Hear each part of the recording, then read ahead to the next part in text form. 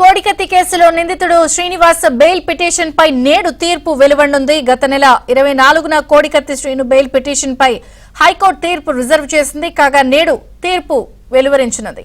గతంలోనే ఎన్ఐఏ కోర్టులో బెయిల్ కు కోడికత్తి శ్రీను దరఖాస్తు చేసుకున్నాడు. అయితే వాదనలు విన్న తర్వాత బెయిల్ ను ఎన్ఐఏ కోర్టు నిరాకరించింది. దీంతో హైకోర్టులో పిటిషన్ దాఖలు చేశారు.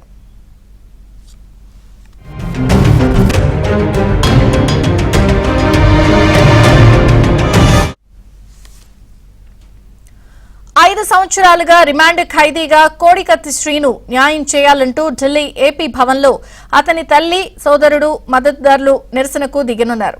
శ్రీనుకు బెయిల్ రాకుండా ఆలస్యం చేసేందుకే సీఎం జగన్ కోర్టుకొచ్చి సాక్ష్యం చెప్పడం లేదని వారు ఆరోపిస్తున్నారు.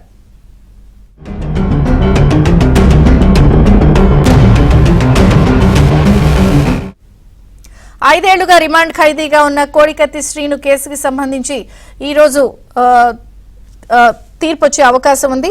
అయితే హైకోర్టులో మరి ఏం జరుగుతుంది అనేది ఉత్కంఠగా ఉంది. మరిన్ని వివరాలు మా ప్రతినిధి సత్యని అడిగి తెలుసుకుందాం. సత్య,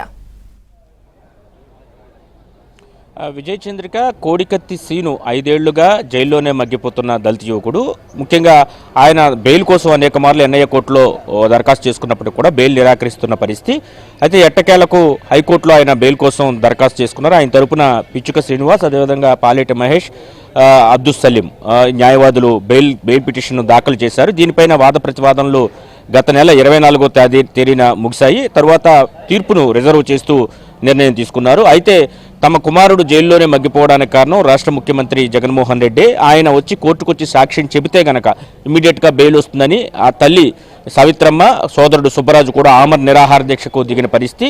3 రోజుల పాటు ఆమరణ నిరాహార దీక్షలో ఉన్న వారిని బలవంతంగా దీక్ష విరమింపచేసి ఆసుపత్రికి తరలించింది రాష్ట్ర ప్రభుత్వం. తరువాత వారు మరలా ఈరోజు ఢిల్లీలోని ఏపీ భవన్లో 11:30 గంటలకు దీక్షకు నిరసన కార్యక్రమానికి దిగబోతున్నట్టుగా తెలుస్తోంది. వారితో పాటు వారికి మద్దతు ఇచ్చేవారు కూడా ఈ కార్యక్రమంలో పాల్గొంటారని తెలుస్తుంది. ఇదే సమయంలో ఇక్కడ హైకోర్టులో కూడా తీర్పు రిజర్వ్లో ఉంచిన తీర్పు మరి కాసేపట్లో వెలువడనుంది. మొత్తం 44వ అంశంగా ఈ తీర్పును న్యాయమూర్తి వెలువరించబోతున్నారు.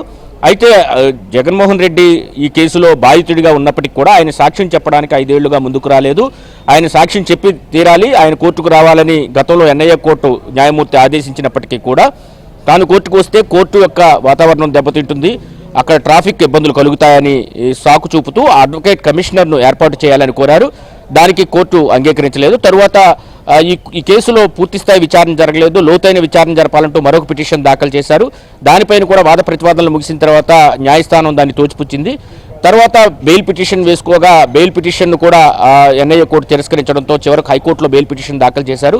దానికి సంబంధించిన వాద ప్రతివాదనలు గత నెల 24 పూర్తయిన తర్వాత తీర్పును రిజర్వ్లో ఉంచింది. ఈరోజు మరి కాసేపట్లో అంటే 11:30-12 మధ్య ప్రాంతంలో ఈ కేసుకు సంబంధించి కీలకమైనటువంటి తీర్పు రాబోతుంది. అంటే కోడికత్తి కేసులో జనిపల్లి శ్రీనివాస్ అలియాస్ కోడికత్తి శ్రీనుకి ఈరోజు బెయిల్ వస్తుందా రాదా అనేది కూడా తేలిపోనుంది. అదేవిధంగా వాళ్ళ తరపు న్యాయవాదులు అబ్దుల్ సలీం కావచ్చు, పాలేటి మహేష్ కావచ్చు, అదేవిధంగా పిచ్చుక శ్రీనివాస్ కావచ్చు ఖచ్చితంగా తమ క్లయింట్కి ఖచ్చితంగా బెయిల్ లభిస్తుందని చెబుతున్నారు. ఇప్పటికే వైజాగ్ జైల్లో కోడికత్తి శ్రీను ఆమరణ దీక్షకు కొన్ని రోజుల పాటు చేసినప్పటికీ కూడా పోలీసులు దానికి అంగీకరించకపోవడంతో ఆయన ప్రస్తుతం జైల్లోనే ఇంకా మగ్గిపోతున్న పరిస్థితి అయితే ఉంది. 5 ఏళ్లుగా రిమాండ్ ఖైదీగా మగ్గిపోతున్నటువంటి ఏకైక నిందితుడిగా కోడికత్తి శ్రీను రాష్ట్రంలోనే చెప్పుకోవచ్చని కూడా వారి తరపు న్యాయవాదులు చెబుతున్నారు. కాబట్టి ఖచ్చితంగా ఎక్కడైనా సరే కోడికత్తి శ్రీనుకి న్యాయం జరిగే విధంగా అటు న్యాయస్థానాలు న్యాయం చేయాలి. అదే సమయంలో రాష్ట్ర ప్రభుత్వం తరపున ముఖ్యమంత్రి స్వయంగా బాధితుడు కాబట్టి ఆయనే వచ్చి సాక్ష్యం చెప్తే ఆయనకి ఇమీడియట్గా బెయిల్ వస్తుంది అని ఇప్పటి వరకు డిమాండ్ చేస్తున్న వ్యవహారంపై కూడా అందరికీ తెలిసిందే. అయితే ముఖ్యమంత్రి ఎందుకు రావట్లేదని కూడా దళిత సంఘాలు, అదేవిధంగా కోడికత్తి శ్రీను తల్లి, సోదరుడు కూడా ప్రశ్నిస్తున్న పరిస్థితి. ఈరోజు ఈ కీలకమైన తీర్పు ఏ విధంగా ఉంటుందో చూసి అవసరమైతే ఒకవేళ ఆ తీర్పు ఎలా వచ్చినప్పటికీ కూడా అవసరమైతే మరలా న్యాయస్థానం ఆశ్రయించడానికి కూడా సిద్ధంగా ఉన్న వారు చెబుతున్న పరిస్థితి. ఈరోజు న్యాయ పోరాటంలో భాగంగా ఢిల్లీలో ఈరోజు ఏపీ భవన్లో కూడా నిరసనకు దిగుతున్న పరిస్థితి అయితే